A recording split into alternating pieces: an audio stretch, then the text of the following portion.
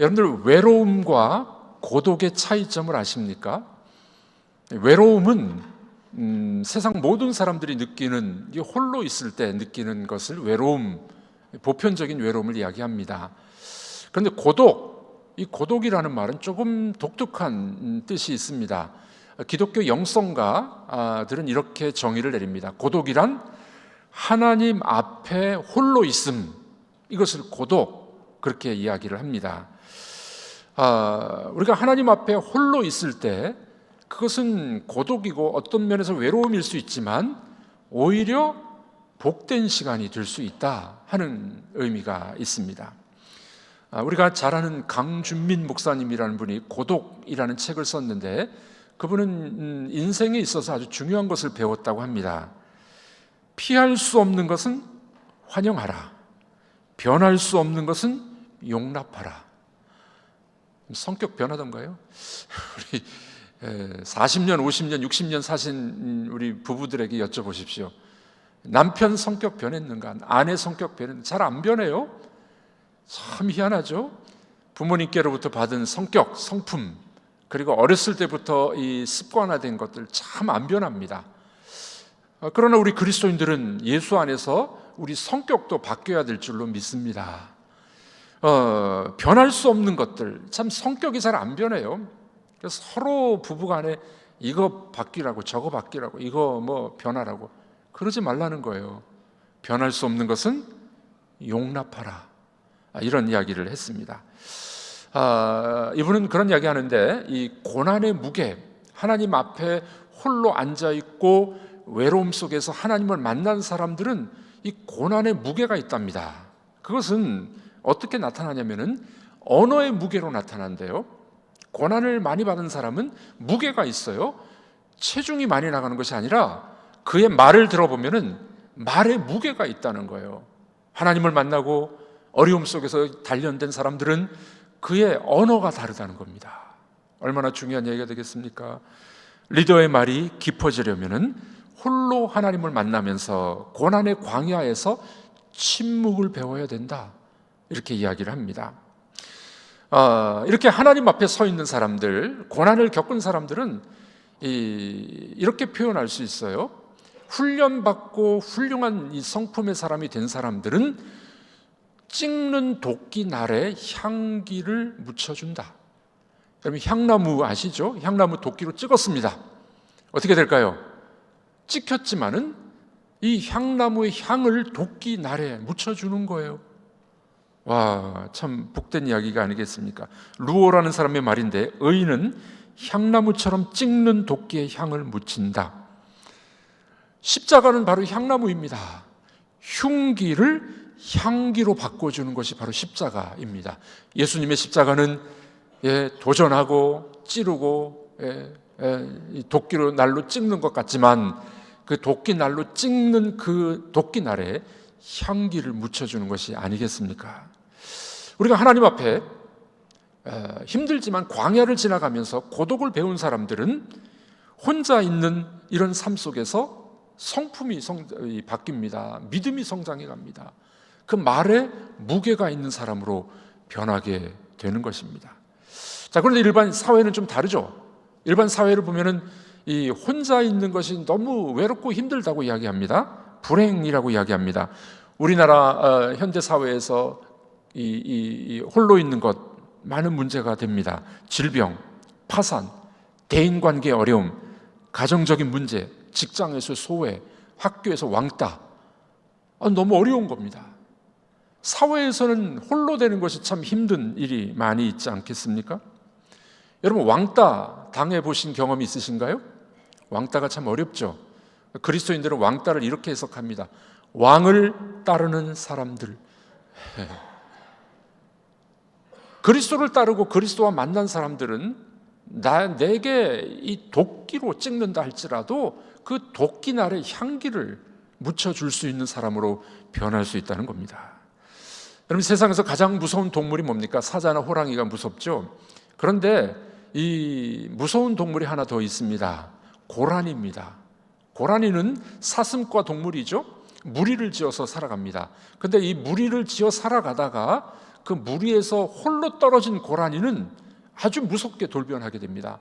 자기의 이 외로움, 홀로됨, 이 무서움을 다른 것으로 표출하는 거예요. 그 고라니가 이탈된, 집단에서 소외된 이탈된 이 고라니가 아주 무섭게 돌변하는 그런 모습이 있다고 합니다. 자, 그러니 이 소외감, 외로움, 홀로 있음이 얼마나 무서운 일이 될 수가 있을까요? 그런데 성경은 뭐라고 말씀하실까요? 홀로 있을 때가 축복의 때라고 이야기해요. 이게 뭔 말입니까? 홀로 있는 때가 오히려 축복의 때가 될 수 있다고 이야기합니다. 홀로 있고 고독한 시간을 보낼 때 하나님을 만나기 때문에 그렇습니다. 하나님과 독대하는 시간을 갖게 되는 겁니다. 예를 들어 볼까요? 여러분, 우리가 알고 있는 야복강 나루에서 밤중에 홀로 남았습니다. 이 형이 자기를 잡으러 올 줄 알고 너무나 두려운 가운데 홀로 남았습니다. 야복강 나루에서 홀로 있을 때 그는 하나님을 만나게 돼요. 그리고 그의 이름을 야곱에서 뭐로 바뀝니까? 이스라엘로 바뀝니다. 야곱에서 뭐로 바뀝니까? 우리 교회는 너무 얌전해가지고 대답을 안 한대요. 야곱에서 뭐로 바뀝니까?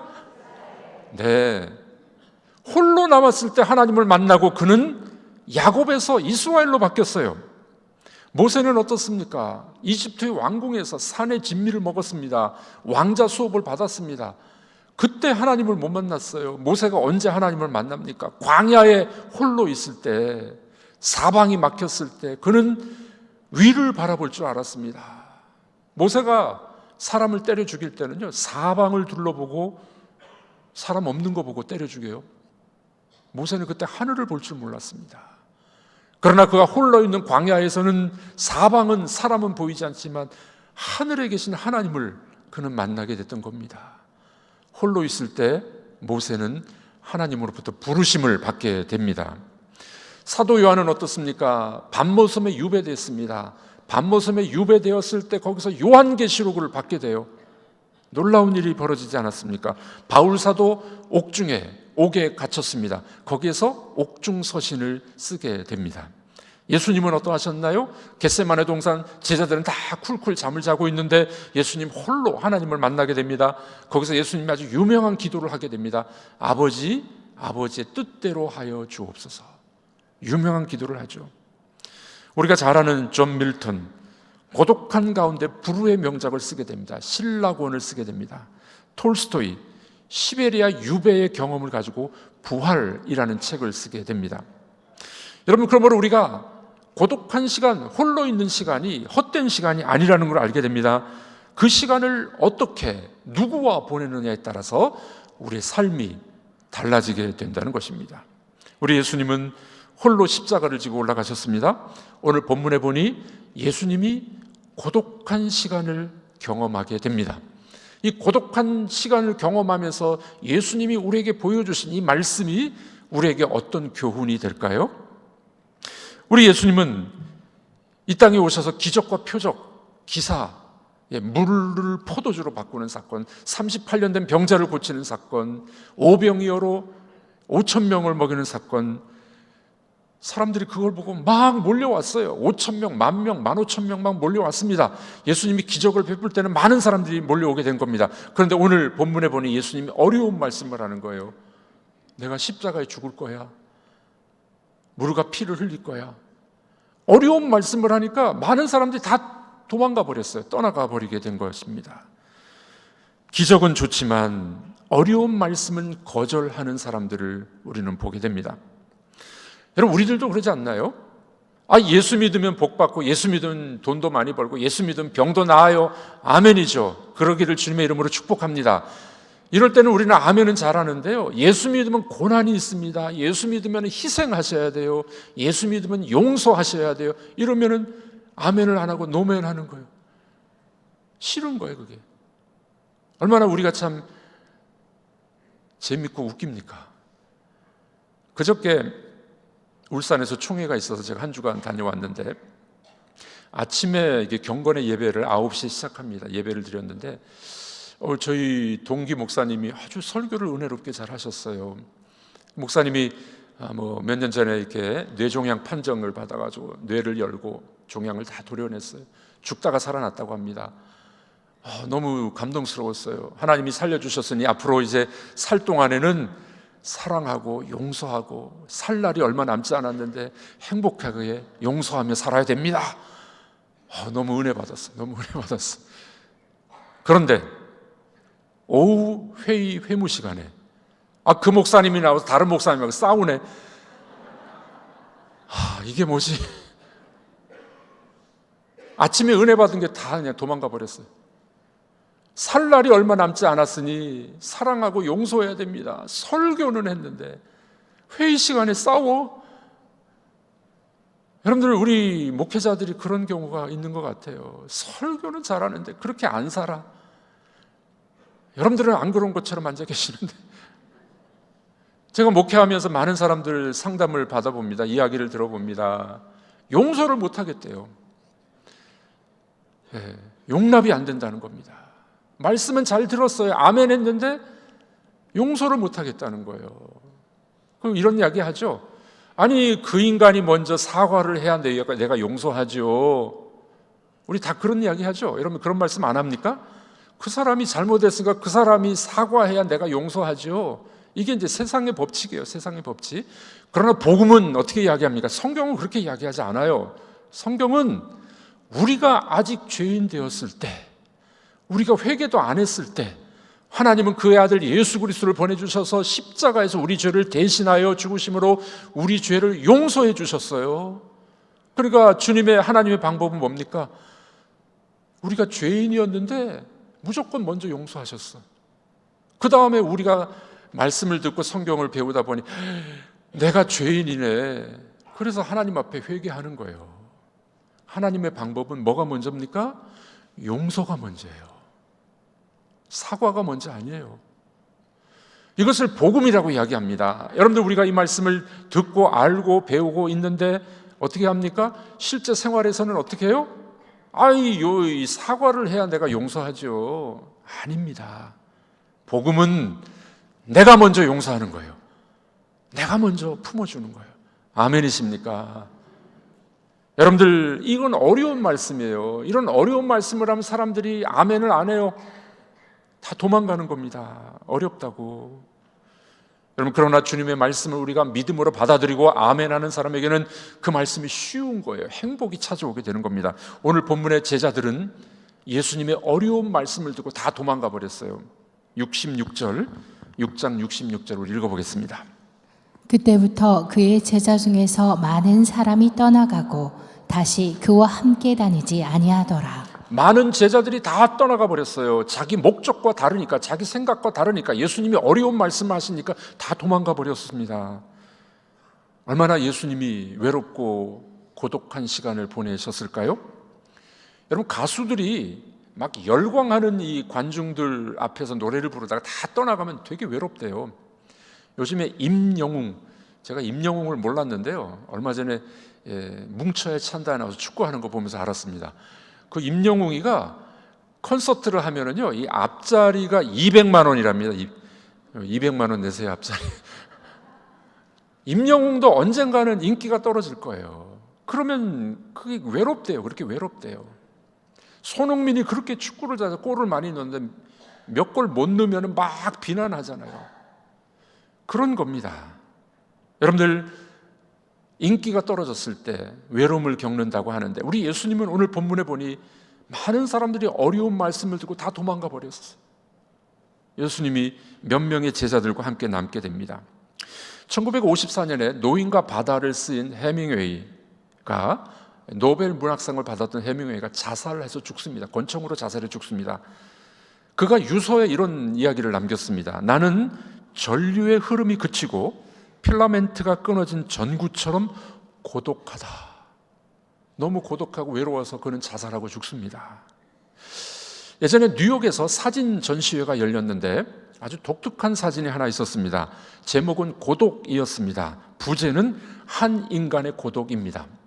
그 사진은 이 한 노인이 뉴욕의 그 흑인들만 사는 그 할렘가에서 혼자 독방에 누워 있습니다.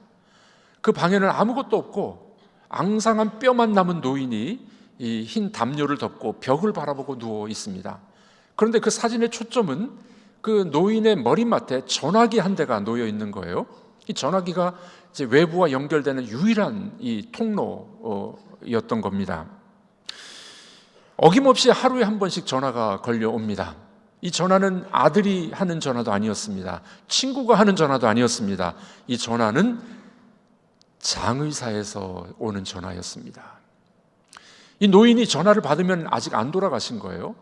노인이 전화를 받지 않으면은 돌아가셨구나 하고 앰뷸런스를 보내가지고 장례를 치르게 된다고 합니다. 여러분들, 죽음을 확인하려는 전화선, 이거 하나 외에는 외부와 연결된 것이 하나도 없는 그 외로운 노인의 사진이 전시가 됐던 것이었습니다.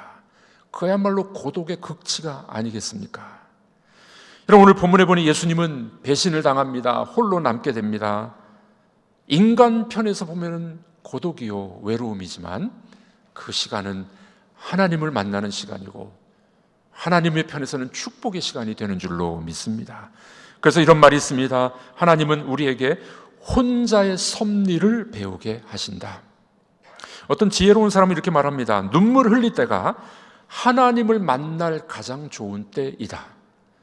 혼자 되는 때는 하나님의 섭리에 집중하는 때가 되는 것입니다.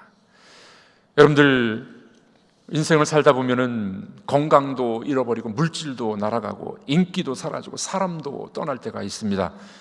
다 떠나가는데 누구만 남습니까? 우리 하나님만 남게 될 줄로 믿습니다. 하나님은 여러분들을 버리시지 않아요. 다 떠나가도 하나님은 결코 여러분들을 버리시지 않고 우리에게 말씀합니다. 그동안 못다 했던 이야기를 좀 나랑 나누자. 그 시간이 바로 하나님을 만나는 시간이 됩니다. 시편 102편에 보면 이런 말씀이 있습니다.